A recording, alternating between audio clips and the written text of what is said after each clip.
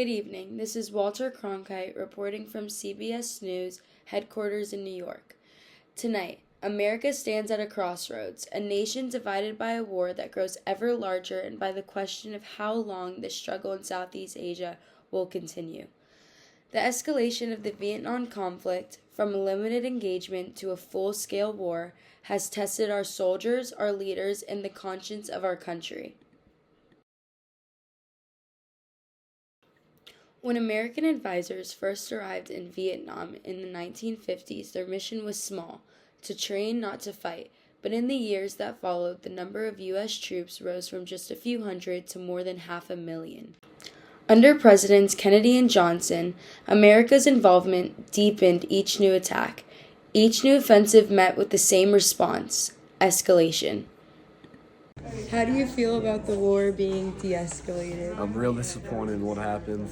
Everyone heard my opinions on escalating the war, and I wish it went to that. As the war expanded abroad, discontent grew at home. College campuses became centers of protest. Mothers and fathers began to question why their sons were being sent to fight, to die, in a war many no longer understood.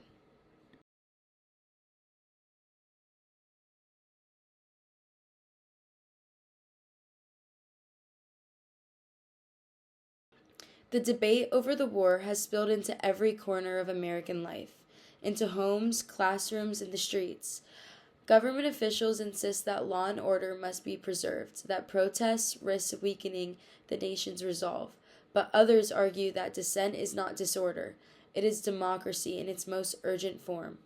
I know, and also, if we de-escalate the war, what about all the Americans that have already died, sacrificed their lives for our good, the good of the Vietnamese people? Are they just gonna die for nothing now? Should make their lives mean something. I mean, we're sending kids over there that are getting kidnapped out of nowhere. They're literally getting killed to death in their sleep. There are kids off 8 weeks of basic training. Are you gonna send your son after 8 weeks to Vietnam and fight God knows what? Because you have no idea what's happening there. I mean, personally, I don't have any children, but I would, for the good of the American people and the Vietnamese people. Think about if the communists win, what do you think is going to happen to little Vietnamese children? They're going to be dying in their sleep, and they're not going to have basic training. Can you guys give me a statement about today? I'm very disappointed with our party today. I believe that we've been infiltrated by spies and people who want to go against the will of America and seek to support communism and destabilize our country from inside.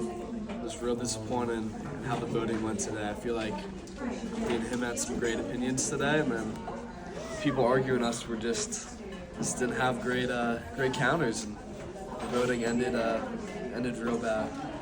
Thank you. More than 35,000 Americans have now lost their lives in Vietnam. The war's cost is no longer measured only in dollars or bombs, but in trust, in hope, and in the hearts of those who wonder whether peace is still possible. The Vietnam War weighs heavily on every American home, including my own. But as President Johnson said, the ultimate victory will be the day when our children can live in a world without war. That victory begins with not with escalation, but with steady, responsible de-escalation.